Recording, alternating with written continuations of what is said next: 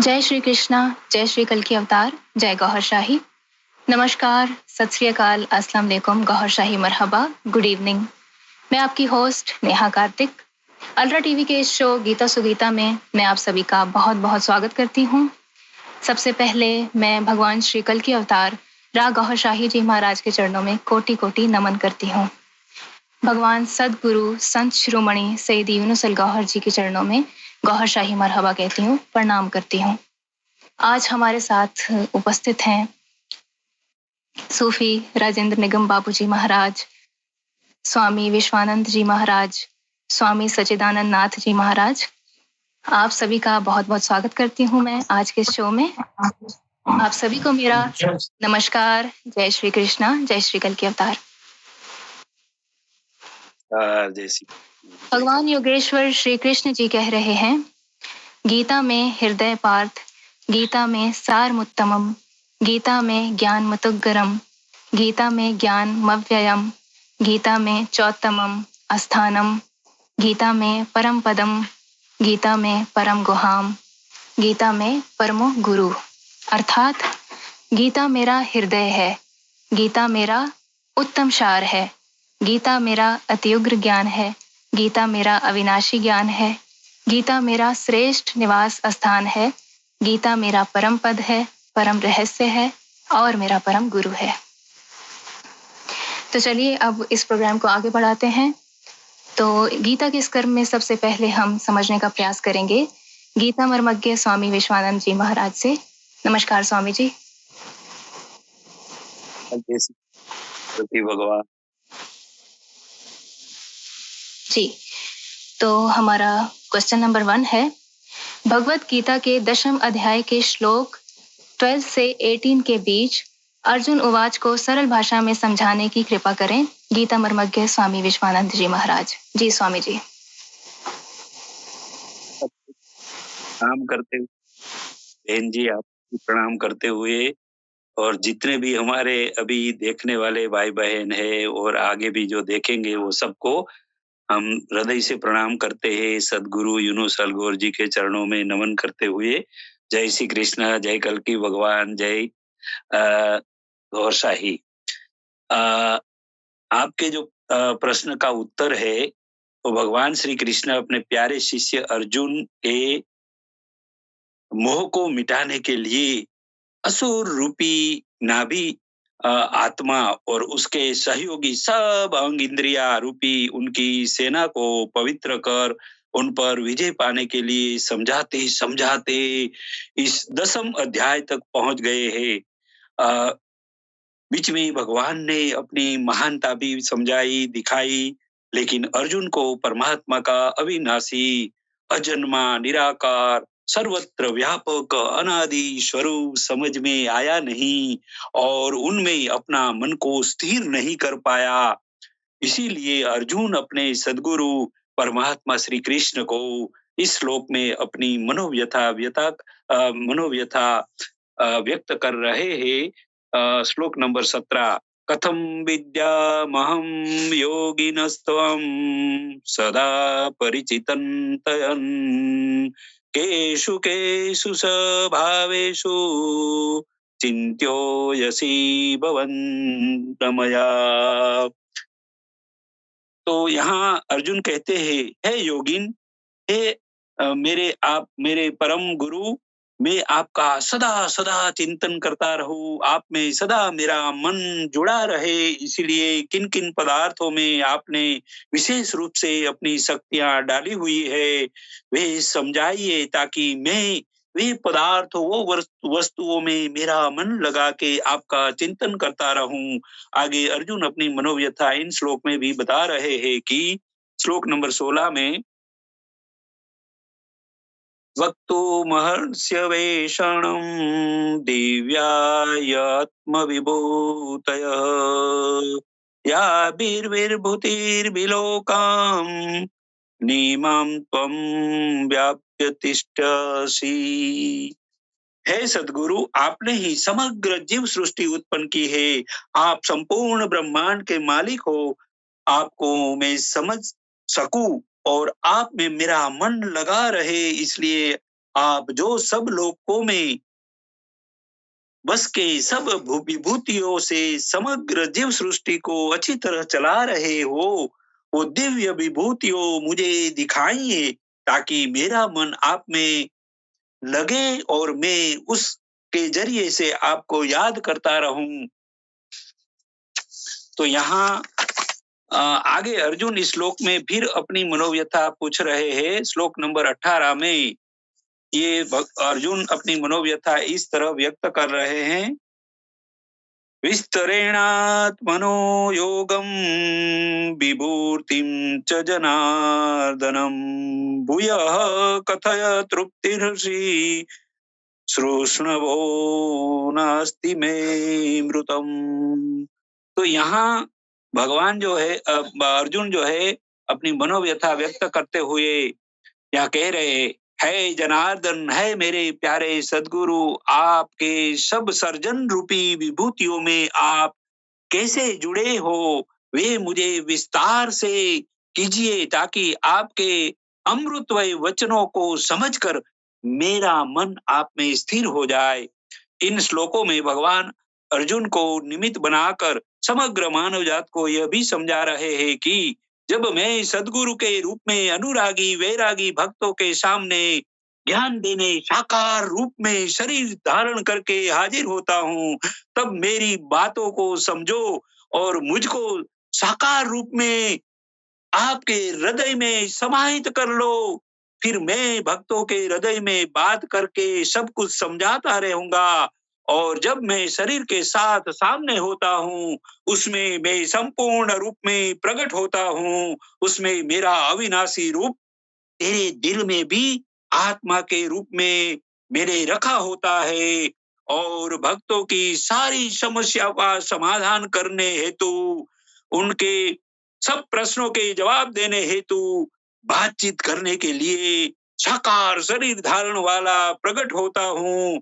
इसीलिए उसको महत्व का समझकर साकार रूप वाला और प्रश्नों के उत्तर देने वाला प्रकट सद्गुरु को चिपक जाओ, उनका मंगलकारी रूप अपने दिल में धारण कर लो, तो आपको अर्जुन की तरह मेरी विभूतियों में ढूंढने का समय बच जाएगा।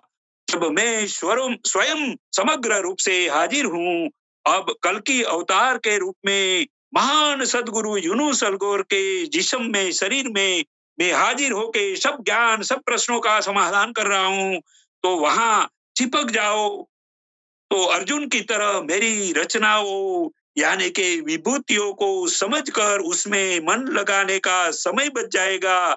मेरी रचनाएं विभूतियों में तो मेरी मर्यादित शक्तियां रख के मैं समग्र तंत्र चलाता हूँ, उसमें मत रुक जाओ। साकार हाजिर रूप में मैं उनको ही हृदय में धारण कर लो, यानी कि मुझको ही हृदय में धारण कर लो, तो अर्जुन की तरह आपकी मनोदशा नहीं होगी। वे अब कल की भगवान के रूप में सारी मानव जात को समझा रहे हैं। तब भगवान श्री कृष्ण ने यही बात साकार रूप में कृष्ण बन के समझाई थी। इसी अभी सदगुरु महान कल की भगवान हम सबको समझा रहे हैं कि साकार रूप का ही महत्व होता है, उसमें चिपक जाओ, उसमें सारा ब्रह्मांड समाहित होता है। अभी विभूतियों में भटकने का समय गवाने का समय नहीं है, इसी बात को समझा रहे हैं। जी दीदी जी।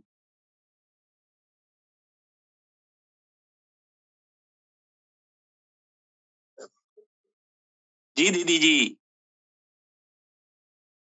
बहुत बहुत धन्यवाद आपका। क्वेश्चन नंबर 2 है, भगवान का चिंतन स्मरण किस प्रकार और किस भाव से किया जाए? दशम अध्याय श्लोक नंबर 19 से 25 के आलोक में समझाने की कृपा करें। कुलावधूत स्वामी सच्चिदानंद नाथ जी महाराज जी। आप सभी का हार्दिक स्वागत एवं अभिनंदन है।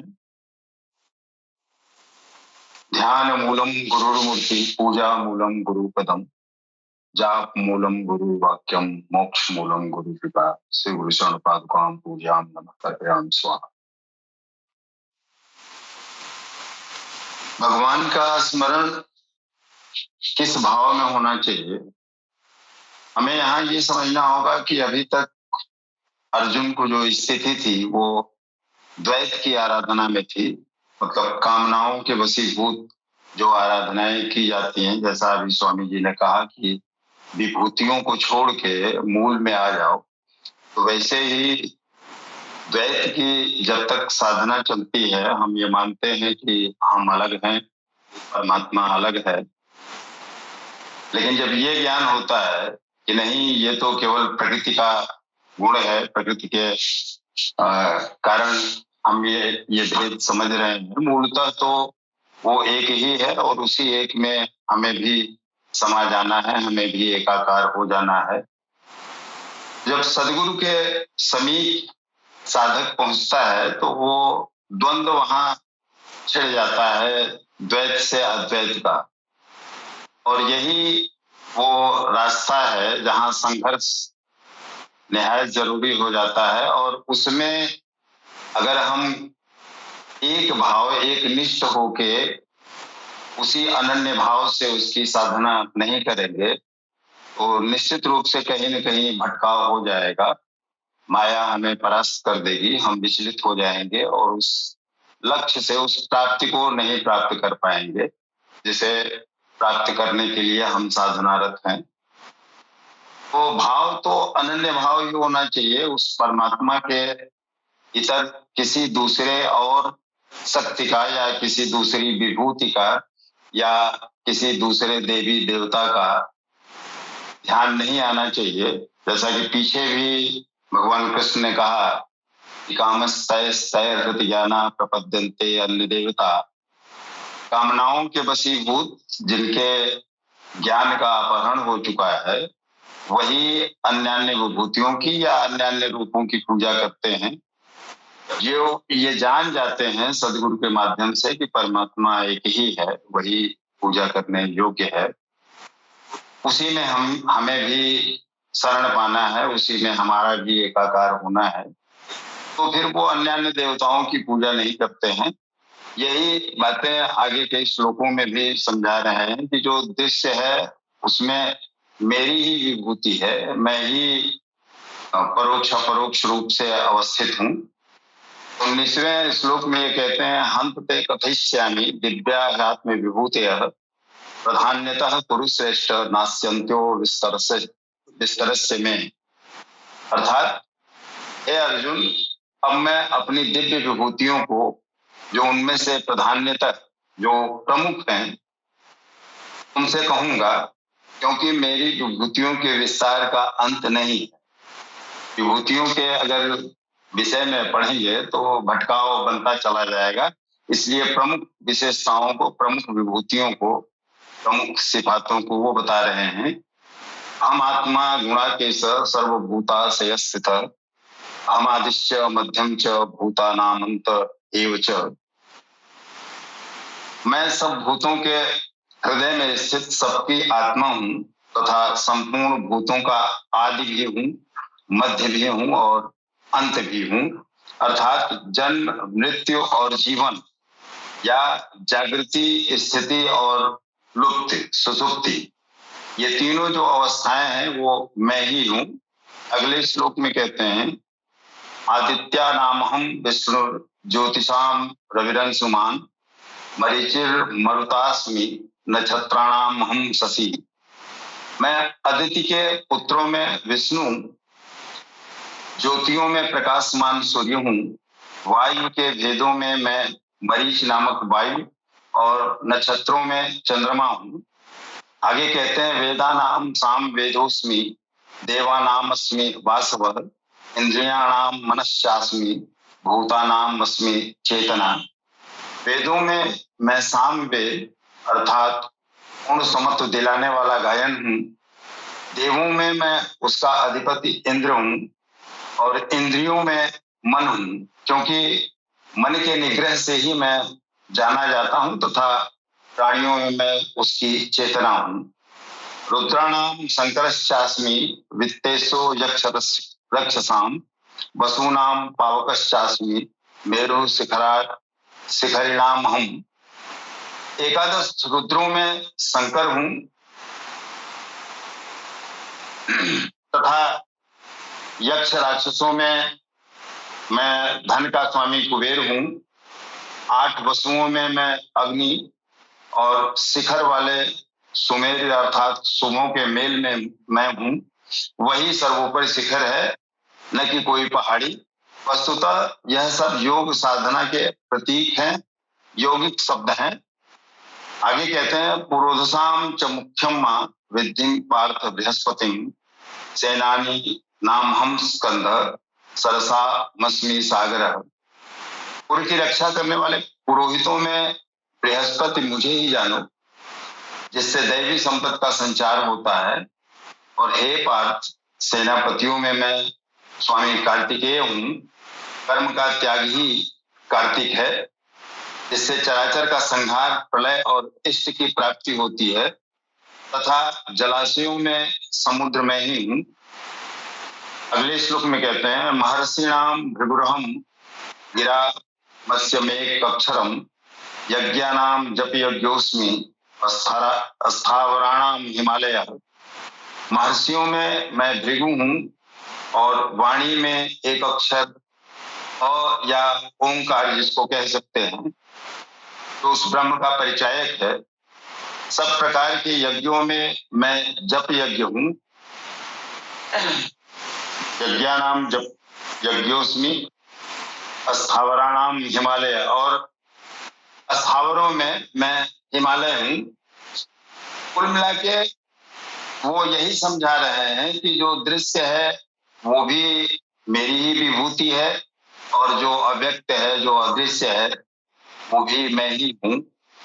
पहले भी यही उन्होंने कहा, उपनिषदों में भी यही बार बार आया है। ओम पूर्णमदः पूर्णमिदं पूर्णात् पूर्णमुदच्यते पूर्णस्य पूर्णमादाय पूर्णमेवावशिष्यते। वो परमात्मा भी पूर्ण है और ये प्रकृति भी पूर्ण है। ये प्रकृति उसी की विभूतियां हैं, उसी परमात्मा का ये द्वैत रूप है।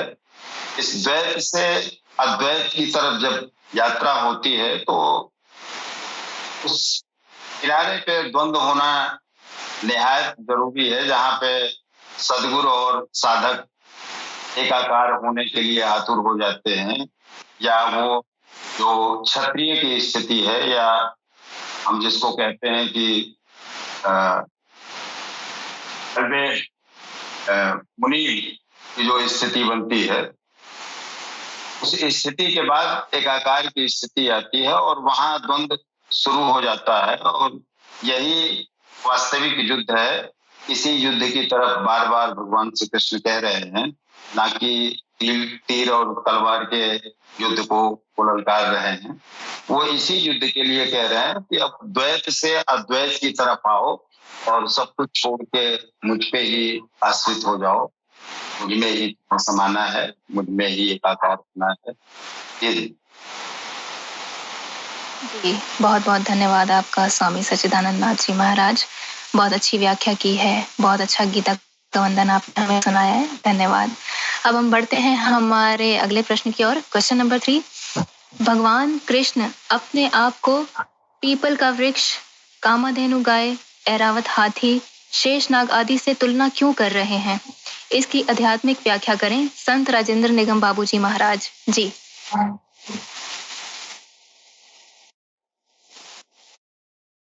सर्वप्रथम अपने भगवान सदगुरु के चरणों में नमन करते हुए मैं पैनल में उपस्थित सभी हमारे अपने वरिष्ठ संतों को सर नवाकर नमन करता हूं।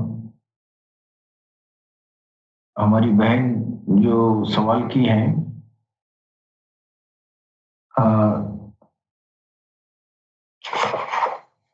ये जरा सवाल एक बार दोहराए बहन जी।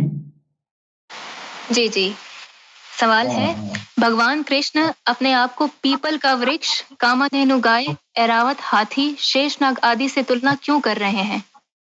तुलना क्यों कर रहे हैं? जी जी, वास्तव में जो ये भगवत गीता में जो श्लोकों में जो भी वर्णन किया गया है, ये सब प्रतीकात्मक है। जैसा कि कुलावधूत महाराज जी ने अभी कहा है कि वास्तव में ये जो है जो बातें कही जा रही है एक प्रतीकात्मक रूप में, जो भी महाभारत के रोल में जो लोग भी हैं सब वो प्रतीकात्मक चीजें हैं। वास्तव में उसके पीछे मतलब जो है कुछ आध्यात्मिक उसका अर्थ कुछ अलग ही है।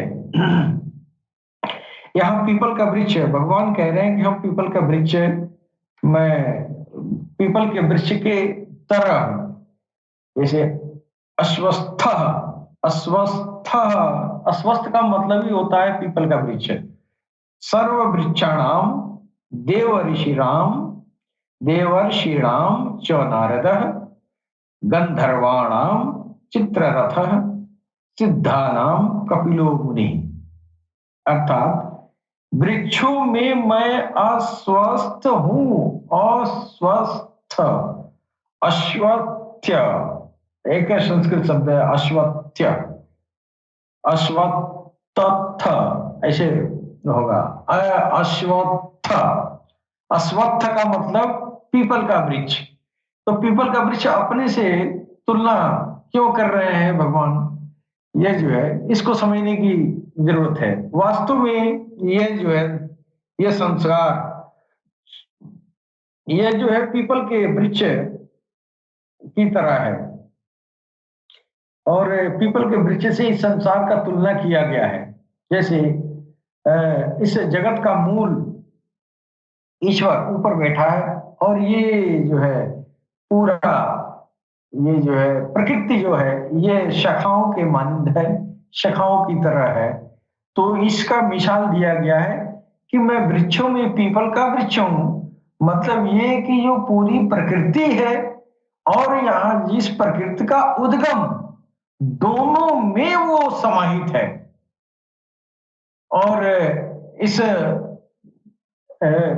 भगवान द्वारा, ईश्वर के द्वारा ये उत्पन्न ये प्रकृति और ईश्वर, ये दोनों का जो संबंध है वो पीपल के वृक्ष से तुलना किया गया है। जैसे पीपल के वृक्ष जो मूल उसका होता है वो जमीन के नीचे होता है, लेकिन उसकी छाया बहुत दूर दूर तक जो है बिखरी होती है। उसी तरह भगवान जो है वो इस पूरे प्रकृति के मूल में आप भगवान ही है, और जो पूरी प्रकृति जो ये सजाई गई है इस सब में आपका जो है मौजूदगी है। आगे कहा गया देवर्षिणाम च नारदा, देवर्षियों में वो नारद हैं। नारद का यहाँ जो है ये समझने की जरूरत है। जो नारद शब्द आया है ना, अब जैसे पीपल का वृक्ष का तुलना किया है भगवान ने, ये संसार जो है पीपल का वृक्ष की तरह है, और मूल में जो है वो ईश्वर है और उन्हीं की प्रकृति है। उसी तरह ये जीव है, प्रतीकात्मक ये अर्थ है नारद। नारद का मतलब होता है कि अध्यात्म की वो अवस्था जो अध्यात्म का संस्कार, भजन का संस्कार आपके दिल तक उतर गई हो और आपके दिल से वह नाद सुनाई दे। भगवत नाम का जो भजन है वो भजन आपको सुनाई दे। अब आप जो है उस अनहद बाजा की तरफ चले गए, यानी आपकी जो दैवी संपद इतनी सूक्ष्मतम हो गई कि स्वर में उठने वाली ध्वनि, ये नाद से मतलब ध्वनि से है। और आप जानते हैं सरकार गौहर शाही ने फरमाया कि आपके अंदर जो सूक्ष्म आत्माएं जब वो जागृत होती हैं तो वो आत्माएं अपने भगवान के नाम का अखंड संकीर्तन करती हैं। अब अंदर, आपके अंदर आवाज अब अंदर हो रही है, वो नाद, वो स्वर, वो ध्वनि अंदर हो रही है। ऐसी अवस्था जो होती है वो नारद है। और ये जो है इसी तरह कहा गया गंधर्वों में मैं चित्ररथ हूं, अर्थात गायन चिंतन करने वाली प्रवृत्तियों में जो स्वरूप चित्रित होने लगे वो अवस्था विशेष मैं हूं। सिद्धों में मैं कपिल मुनि हूं। कपिल मुनि का तुलना सिद्धों में कपिल मुनि भगवान कह रहे हैं, जब साधक जो है अपने भगवत भजन में, अपने यज्ञ कर्म में जब वो पारंगत हो जाता है और वो उन्नति करता है, तो उसकी अंतःकरण की सफाई होती है। और ये अंतःकरण ही जो है, उसको कहा गया है कपिल मुनि। ये इतना गुह्यतम अर्थ है। ये कपिल मुनि वो है जिसकी अंतःकरण साफ हो चुका हो। ये जो है काम, क्रोध, लोभ, मोह, मद, मत्सर, ये अत्याचार में विचार के कुविचार एकदम बिल्कुल निकल चुके हो, ऐसे मुनि को कपिल मुनि कहा गया है। और कह रहे हैं कि ऐसा जब पवित्रता आ जाए तो समझो वो मैं ही हूं, यानी ईश्वर जब इतनी अंतःकरण की सफाई होगी उसमें आप विराजमान होंगे ही। उच्चई स्रवसमा त्राना विद्धिमाम मृतो भवम एरावतम गजेंद्राणाम नाराणाम च नराधिपम। घोड़ों में मैं अमृत से उत्पन्न होने वाला उच्चवई श्रवा नामक घोड़ा हूं। उच्चवई श्रवा उस घोड़ा को कहा गया जो समुद्र मंथन में वो जो है वो प्राप्त हुआ था। दुनिया में हर वस्तु नाशवान है, आत्मा ही अजर अमर अमृत स्वरूप है। इस अमृत स्वरूप में जिसका संचार है वो उच्च श्रवा घोड़ा है। उसमें भी कर उसका जो इस अमृत स्वरूप होने में जो कारण है वो मैं हूं। मतलब ही कि मैं उच्च श्रवा नामक घोड़ा का मतलब ये हुआ कि वो अजर अमर अमृत स्वरूप आत्मा में आपका संचार हो गया है, उसको कहा गया है उच्चई श्रवा घोड़ा। आत्म तत्व को ग्रहण करने में मन जब ऊपर गति पकड़ता है तो ऐसे जो है ऐसी स्थिति को घोड़ा की गति से भी तुलना किया जा सकता है। हाथियों में एरावत नाम के हाथी का ये जो है जिक्र आया है कि भगवान कह रहे हाथियों में एरावत हाथी मैं हूं। वो भी जो है समुद्र मंथन के दौरान वो एरावत हाथी प्राप्त हुआ था। मनुष्यों में राजा मुझको जान, वस्तुतः महापुरुष ही राजा है जिसके पास अभाव नहीं है।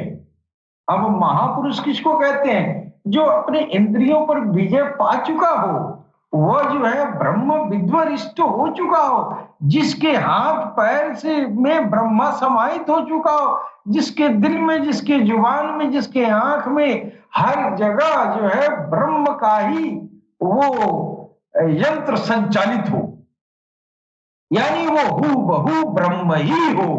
ऐसे लोगों को महापुरुष कहा जाता है। और वास्तव में मनुष्यों में राजा वही होता है।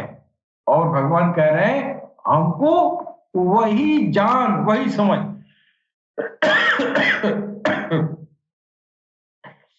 आयुधाना महम वज्रम वज्रम धेनु नामस्मि कामधुक प्रजनश्चास्मि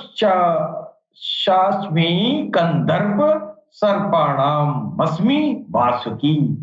अर्थात शस्त्रों में मैं वज्र हूं, गायों में कामधेनु।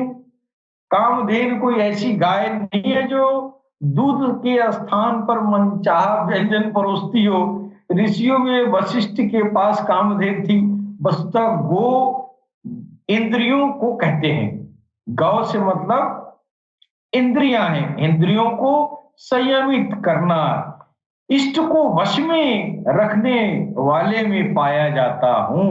इष्ट को कौन वश में रख सकता है? वही योगी रख सकता है जिसकी इंद्रियां संयमित हो, जिसकी इंद्रियां ईश्वर के अनुरूप स्थिर हो गई हैं। उसके लिए उसी की इंद्रियां उसके लिए कामधेनु की तरह है। वास्तव में कामधेनु वही है। इसीलिए ये प्रतीक को न समझने के वजह से हमारे सनातन में ये जो है इस तरह की चीजों की पूजा होने लगी। लेकिन वास्तविकता ये कुछ इस तरह है जो भगवान ने कहा है।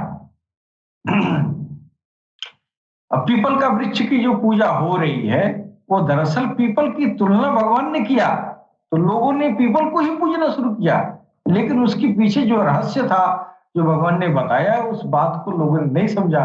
अब उस भगवान को जो तरीका जो बताए उसको छोड़ के पीपल के चक्कर में पड़ गए। लेकिन भगवान ने बताया कि खोजना है तो अपने अंदर खोजो, पीपल में क्यों खोज रहे हो? पीपल का मिसाल उन्होंने दिया समझाने के लिए। तो इसके साथ ही हम अपने सवालों को पूर्ण कर रहे हैं। आगे सवाल करें दीदी। बहुत ही अच्छे शब्दों में आपने हमें बताया, बहुत अच्छा लगा सुन के। अब हम बढ़ते हैं नेक्स्ट क्वेश्चन की ओर। Question number 4। भगवान कृष्ण ने कहा, नागों में अनंत नाग हूं, दैत्यों में प्रहलाद। इसका आध्यात्मिक रहस्य 10वें अध्याय के श्लोक नंबर 29, 30, 31 की रोशनी में बताएं स्वामी विश्वानंद जी महाराज जी।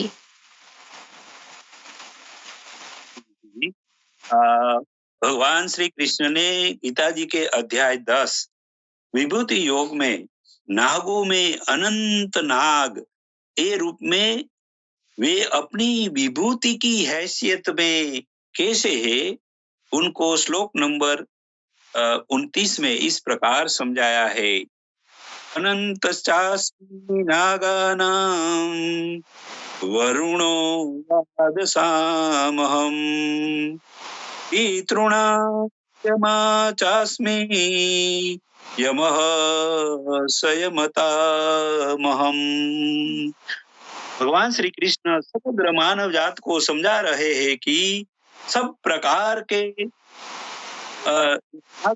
हैं योग योनि में समाहित है कि लगती है कि अपना खुराक पाने के लिए पृथ्वी पर घूमते रहते हैं। उनके यह कार्य में कोई बाधा डालता है तो उनको काट के अपना जहर उनमें कर उनको मार भी देते हैं। ठीक वैसे ही एक भयानक अनंत नाग मनुष्यों के शरीर में भी रहता है। उनका रहने का ठिकाना है मनुष्य का नाभि। उनका खुराक नार जो मनुष्य के खुराक खाने से उत्पन्न होती है, वे नार अनंत नाग अंदर बैठा खाते खाते बहुत तगड़ा हो जाता है, मजबूत हो जाता है। अपना नकारात्मकता रूपी जहर वे पूरे शरीर में फैलाकर अपना साम्राज्य चलाता है। उनको अंकुशित करने के हेतु हृदय में एक सुंदर व्यवस्था परमात्मा ने हर एक मनुष्य को भेंट में प्रदान किया है। अगर कोई मनुष्य परमात्मा का नाम का सिमरन करके आध्यात्मिक शक्तियां प्रकाश के रूप में उनके दिल में उत्पन्न करके खून के जरिए से ये अनंत नाग के दर पर अगर ये प्रकाश पहुंचा देता है, तब जाके ये अनंत नाग रूपी असुर पवित्र हो जाता है। नकारात्मकता कातिल जहर नष्ट हो जाता है। इस नाग को अनंत नाग इसलिए कहा है कि वे पूरे शरीर में घूमकर अनंत प्रकार की पद्धतियों से अनंत प्रकार के नकारात्मक भावों मनुष्य के मन बुद्धि में डाल के अनंत समय तक वो मनुष्यों को उलझन में डालने का प्रयास वो करता ही रहता है। इसलिए उसको अनंत नाग कहा गया है, ताकि मनुष्य उनकी खुराक पहुंचाता रहे और परमात्मा की शक्तियां उत्पन्न न कर पाए, ताकि उसको नष्ट न होना पड़े। इसीलिए वे अनंत प्रकार की युक्ति प्रयुक्तिया से नकारात्मक रूपी जहर मनुष्य को देता ही रहता है। इसीलिए भगवान ने उसको अनंतनाग कहा है। इसलिए भगवान श्री कृष्ण इसको अनंतनाग के रूप में अपनी विभूति इसीलिए बता रहे हैं कि वहां वे अपने भक्तों की परीक्षा करने के लिए इस विभूति के रूप में मानव के शरीर में है, ताकि सामान्य मनुष्य भगवान का परमात्मा का भक्त होने का और परमात्मा का प्रेमी होने का दावा न कर सके, इसलिए ये अनंत नाग रूपी विभूति बनाकर एक असुर का वेश सजाकर अपने भक्त के रूप में आत्मा स्वयं ऐसी विभूति बनाकर भक्तों के शरीर में ही होते हैं। इस प्रकार भगवान श्री कृष्ण अपने प्यारे भक्तों को अपनी परीक्षक के रूप में रखी अनंत नाग रूपी विभूति को समझाकर सावधान कर रहे हैं। आगे भगवान श्री कृष्ण दैत्यों में प्रहलाद के रूप में अपनी विभूति इस श्लोक नंबर 30 में इस प्रकार समझा रहे हैं। यहाँ प्रहलाद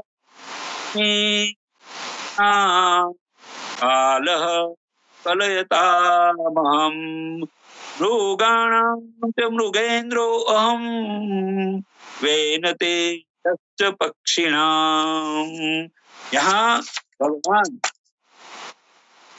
कहते हैं, भगवान श्री कृष्ण ने अति प्यारे भक्त प्रहलाद को अपनी एक विभूति के रूप में उत्तम मिसाल बना के समग्र साधक भक्तों को समझा रहे हैं कि भक्त प्रहलाद के पिता राजा हिरण्यकशिपु बड़े अहंकारी थे। वे यह समझते थे कि भगवान श्री राम से भी वे बड़ा है। उनका बड़ा भक्त प्रहलाद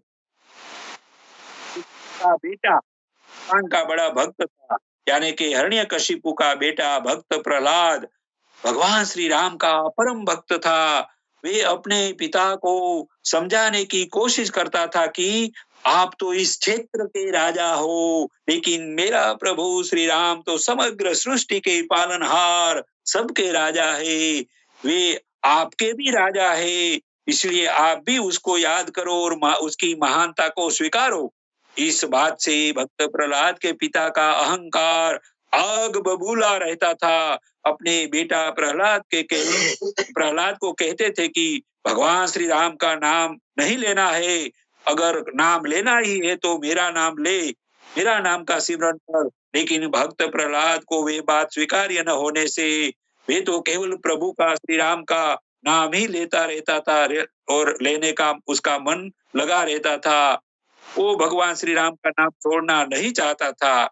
इस कारण से उनके पिताजी ने अपने प्यारे मासूम बालक प्रहलाद को उनके भगवान राम का नाम छुड़वाने के लिए अनेक अनेक कठोर परीक्षाएं की। उनको जान से मार डालने के लिए पर्वत से नीचे गिराया, पागल हाथी के सामने रख दिया, अग्नि में वाहन होलिका का साथ बिठाया और मार डालने की कोशिश किया। लेकिन भगवान श्री राम ने अपने प्यारे भगत प्रहलाद को सब परीक्षाओं में से बचा लिया।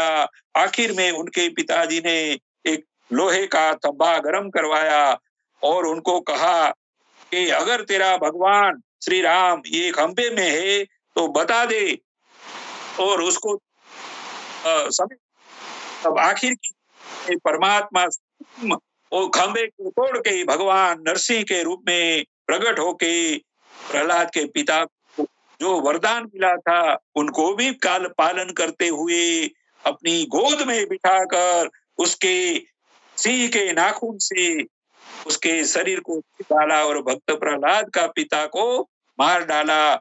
और अपने प्यारे भगत प्रहलाद को बचाकर भक्तों के लिए ये समझाया गया है कि परमात्मा को पाने के लिए प्रथम अपने परिवार के लोग ही आपस में आपके दुश्मन हो जाएंगे और आपको परेशान करेंगे। इस दुनिया में भगवान को नहीं मानने वाले लोग भी सब भक्तों के दुश्मन बनके उनको सताएंगे। लेकिन सब परीक्षाओं में से जो भगत पास हो जाता है, अपनी हार न मान लेता है और हार हुए आखिर भक्तों को अगर ये भक्तों जो भगवान की भक्ति करते हैं और भगवान को नहीं छोड़ते हैं, परमात्मा वैसे भक्तों पर राजी होता है और उसके पास जाके उनको दर्शन भी दे देते हैं और उसको गले लगा के मिल लेते हैं।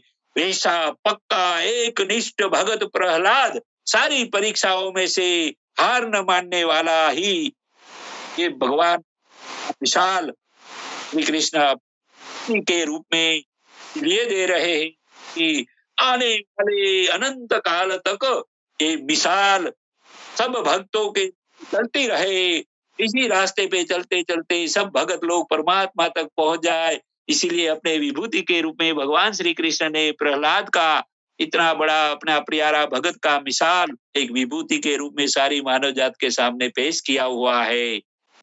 जी दीदी जी। जी, बहुत बहुत धन्यवाद आपका स्वामी जी। बहुत अच्छे से आपने एक्सप्लेन किया है इस प्रश्न को। अब हम बढ़ते हैं नेक्स्ट क्वेश्चन की ओर। Question number 5। भगवान श्री कृष्ण दशम अध्याय श्लोक नंबर 32 से 34 में बता रहे हैं कि सृष्टियों का आदि अंत मध्य मैं हूँ। अक्षरों में आकार, ओमकार, समासों में द्वंद्व समास हूँ। इसका क्या अभिप्राय है? कुलावधूत स्वामी सच्चिदानंद नाथ जी महाराज जी।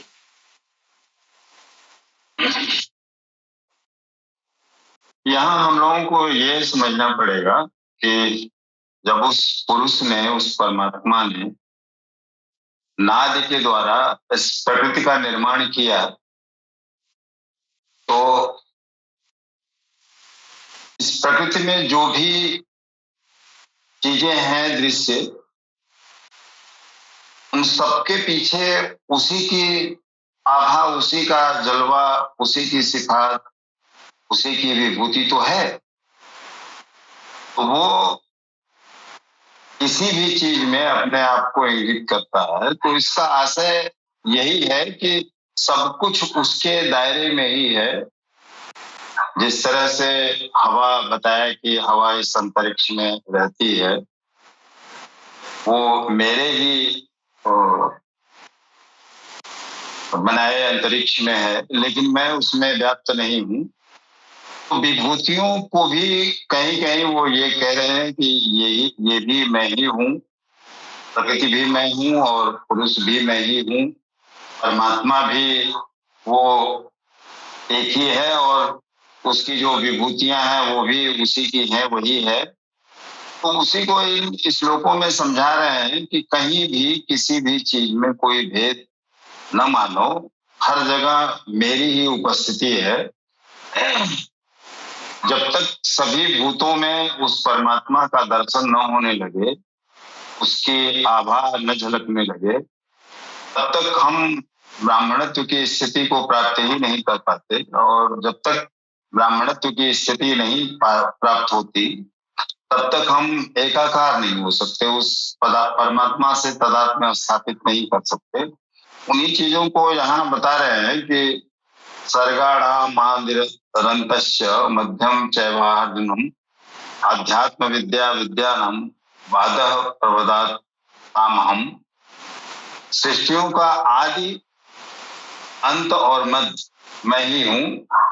विद्याओं में आध्यात्म विद्या मैं हूँ, जो आत्मा का आधिपत्य दिला दे, वो विद्या मैं ही हूँ। संसार में अधिकांश प्राणी माया के आधिपत्य में हैं, राग, द्वेष, काल, कर्म, स्वभाव और गुणों से प्रेरित हैं। इनके आधिपत्य से निकलकर आत्मा के आधिपत्य में ले जाने वाली विद्या मैं ही हूँ, जो दैवी संपत्ति को उत्पन्न करे, वो विद्या मैं ही हूँ।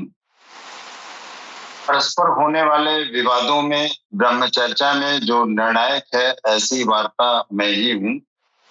शेष निर्णय तो अनिर्णित रह ही जाते हैं, जैसे सत्य का कहीं अभाव नहीं होता और असत्य का कोई वजूद नहीं होता, तो वैसे ही जो अनिर्णित रह जाते हैं उनका कोई औचित्य नहीं है। लेकिन जो किसी परिणित पे पहुंच जाते हैं, वो परिणाम मैं ही हूँ तर्कों में। अक्षराणाम मकारोस्मि द्वंद्व समासिकस्य च अहमेवाक्षयः कालो धाताहं विश्वतो मुखः। मैं अक्षरों में अकार या ओंकार तथा समासों में द्वंद्व समास हूँ। साधना की उन्नत स्थिति में जब सारी चीजों से, प्रकृति के गुणों से हम सिमट के केवल सेवक और स्वामी ही बचता है, न कोई आसक्ति शेष रहती है। अनन्य भाव जब आ जाता है तो वहां द्वंद्व की अवस्था आती है, और ये द्वंद्व भी उस परमात्मा के द्वारा ही प्रस्तुत किया जाता है।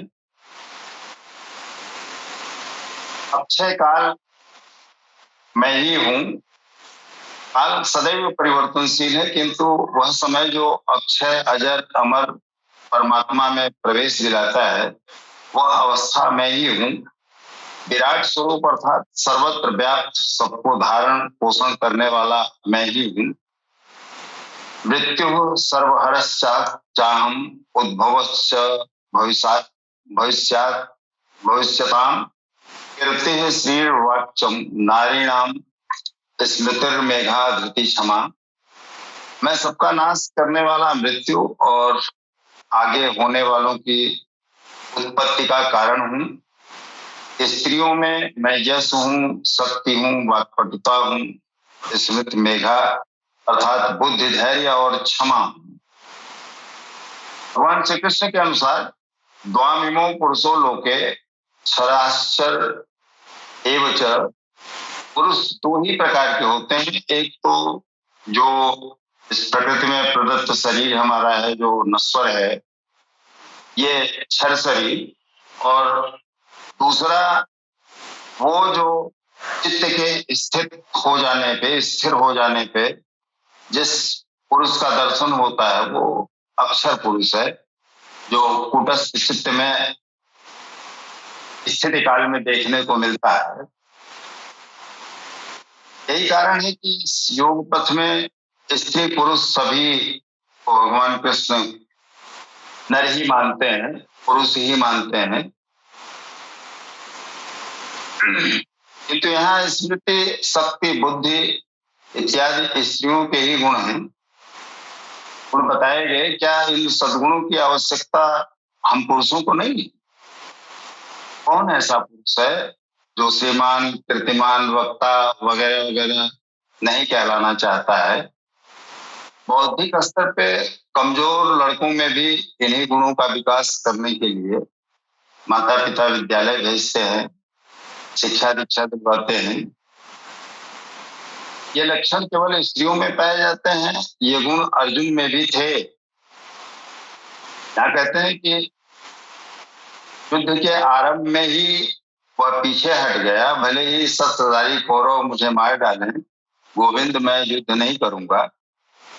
लाख तमाम समझाने के बाद कि बड़ी अपकीर्ति होगी, बड़ा अपमान होगा, माननीय पुरुष के लिए यह अपकीर्ति मृत्यु से बढ़कर है।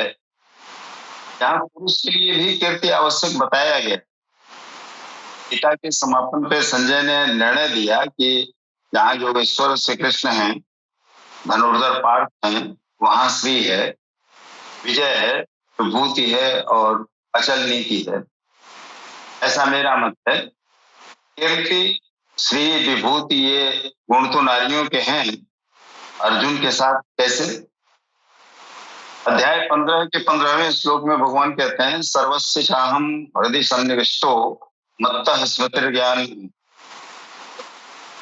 मपोहनम च। मैं सबके हृदय में समाविष्ट होकर सदा निवास करता हूँ। बुद्धि, स्मृति, ज्ञान, वास्तविक जानकारी और विकारों से अलग रहने की क्षमता मेरी देन है। वस्तुतः मानव की चित्त वृत्ति ही नारी है।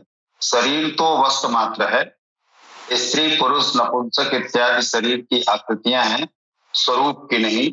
शरीर के अंतराल में चित्त वृत्ति प्रकृति की ओर स्वयमेव प्रवाहमान है। इन वृत्तियों में ईश्वरीय भाव, स्मृति, मेघा, धैर्य, क्षमा इत्यादि गुण भगवान से ही प्रसारित होते हैं। और यही इसी परिकल्पनाओं पे अर्धनारीश्वर की भी परिकल्पना की गई। ये शरीर तो मात्र वस्त्र ही है आत्मा का। पाषाण सजर्णान यथा विहाय। तो द्वंद्व यही रहता है, और इस द्वंद्व से पार वो परमात्मा ही कराता है, और वही इस द्वंद्व को प्रकट भी करता है।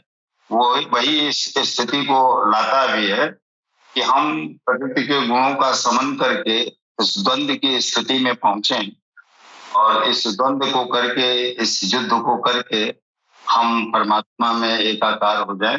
इन्हीं बातों को तमाम तरह से इस अध्याय में समझाने का प्रयास कर रहे हैं भगवान श्री कृष्ण अनुरागी अर्जुन को, जो इस स्थिति में आ चुके हैं जहां द्वंद्व शुरू होता है, जहां युद्ध शुरू होता है। जी, बहुत बहुत धन्यवाद आपका। बहुत अच्छा लगा सुनकर, आपने बहुत ही अच्छा गीता का वंदन सुनाया है हमें। अब हम बढ़ते हैं नेक्स्ट क्वेश्चन की ओर। क्वेश्चन नंबर 6, 10वें अध्याय के श्लोक नंबर 36 से 38 में भगवान श्री कृष्ण ने कहा कि जुए में छल करने वालों का छल मैं हूँ। इसका अभिप्राय क्या है?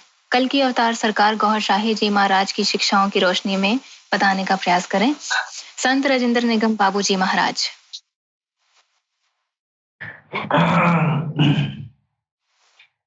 जी बहन जी, अब जो इसमें कहा गया है,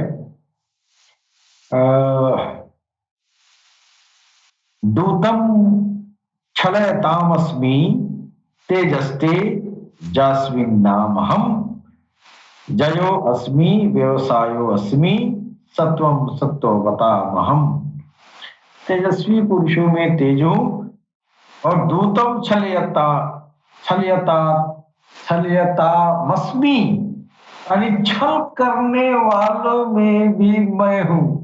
और इसका सीधा अर्थ अगर दुनिया ये समझ ले कि भगवान तो कह रहे हैं कि छल करने वाले, धोखा करने वाले के बीच उन लोगों में भी मैं हूँ, तो किसी छल करने वाले को ही पूजा जाए, उन्हीं को जो है ये जो है किया जाए।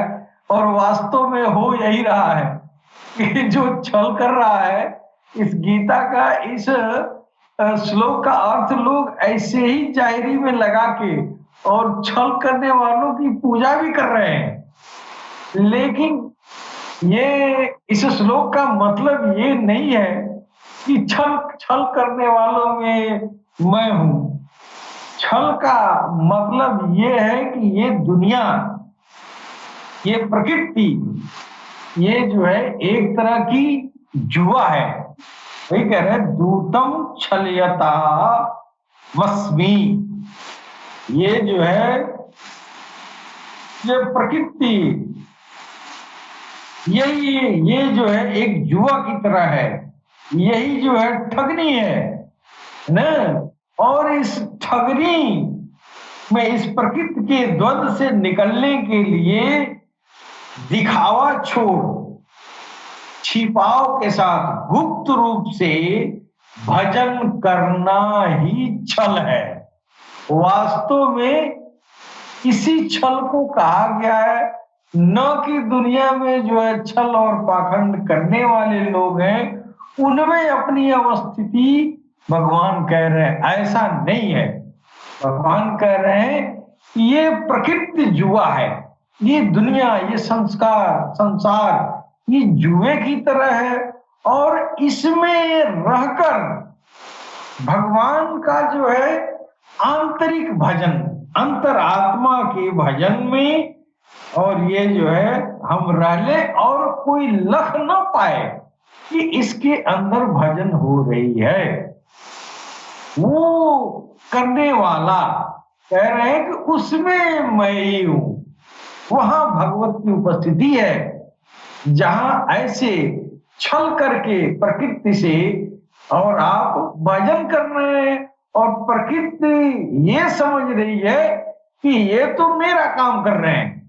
जैसे बहुत सारे गृहस्थ आश्रम में योगी और ऋषि महर्षि भी पड़े हुए हैं, जो कोई जान नहीं पाता है इसलिए उनको ऋषि महर्षि भी नहीं कह पाता है। वो अंदर अंदर पड़े हुए हैं, न कोई हब्बा कब्बा, न कोई वेशभूषा उसकी है। वो इस प्रकृति से वो छल कर रहा है। दुनिया वाले तो जानते नहीं है कि वो सामने वो जो है बैठा है, हरवा है, चरवा है, ये तो नौकरी पेशा करता है, इसका तो कोई वेशभूषा नहीं है, कोई टीका टिप्पणी नहीं है। लेकिन उसके अंदर जो आंतरिक भजन हो रही है वो ऐसे लोगों के दिलों में भगवान कह रहे हैं कि मैं वहां हूं। जैसे सरकार गौरशाही कह रहे हैं कि तुम अगर किसी हिंदू धर्म से अगर बिलोंग करते हो, तेरे अंदर तेरे नाम का अखंड संकीर्तन अगर जारी हो जाए, फिर ये इस तरह की छलिया वाला काम कि दुनिया नहीं जान पाएगी तेरा नाम राम राम से धड़क रहा, तेरा दिल राम राम से धड़क रहा है, तेरे दिल में राम राम की अखंड संकीर्तन हो रही है। इस तरह की छल करने वालों के साथ भगवान श्री कृष्ण कह रहे हैं कि वो मैं ही हूं, यानी उसके हृदय में वही ईश्वर है। भले उसका नाम अल्लाह कहा जाए, उस दिल में अल्लाह अल्लाह हो रही हो, या उस दिल में राम राम हो रहा हो, या उस दिल में हरिओम हो रहा हो, या हरे राम हरे कृष्ण, जो भी भगवान का जो नाम है, उस नाम से उसका दिल जारी है। और देखने में अपना उठता बैठता सोता खाता पीता चलता फिरता वो योगी दिखाई देता है, लेकिन उसके अंदर जो है वो भगवत नाम की अखंड सिमरन जारी है। वो कभी रुकने वाला नहीं है, अनैच्छिक रूप से हो रहा है। ऐसे भजन करने वालों में भगवान अपनी उपस्थिति बता रहे हैं। ये जो है ऐसा करने वाला दरअसल जो है छिप कर ही भजन करने का विधान सारे धर्मों में है, हिंदू मुसलमान सिख ईसाई सब में है। जो वास्तव में साधक होते हैं वो आंतरिक भजन ही करते हैं, जो दुनिया नहीं जान पाती है, और अपने को ज्यादा से ज्यादा छुप कर जितने भी भगवान के मित्र सखा हुए हैं, पता नहीं चलता है कि वास्तव में यही वो भगवान का सखा है। लेकिन भगवान के सखा के नाम पर ढोल पोल अपना खोल के और पूरी दुनिया के साथ दिखाते हैं कि हम भगवान के पुजारी हैं, हम भगवान के साधक हैं, और इस तरह की नुमाइश करने वालों के बीच नहीं है। इन दुनिया वालों के बीच वो छुप के भगवान की साधना आराधना भजन भाव संकीर्तन करने वाले में भगवान कह रहे हैं उसमें मैं हूं। तो बहन जी, सरकार गौरशाही ने भी यही बात कहा है कि तुम कहीं भी हो, किसी भी कौम से, किसी भी दीन और धर्म से आते हो, तुम अपने अंदर अपने भगवान के नाम को समाहित कर लो, और यह काम जो है इतना छुपे रुस्तम से होगा जो तुम और तुम्हारा परमेश्वर जानता है। इसके अलावा किसी से कोई नहीं जान पाएगा कि तुम अंदर कर क्या रहे हो।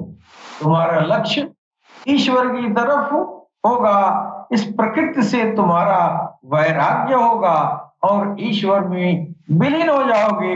यही शिक्षा भगवान कृष्ण ने भी दिया कि तुम इस तरह की भजन करो कि दुनिया इस प्रकृति से छुप के, ताकि ये प्रकृति वाले आपको समझ ना पाए, वो ये समझे कि ये तो मेरा ही सेवा कर रहा है, मेरा ही काम कर रहा है, लेकिन अंदर से जो आप हैं, आपका स्वरूप, ये ढांचा जो दिखाई दे रहा है वो आप नहीं है।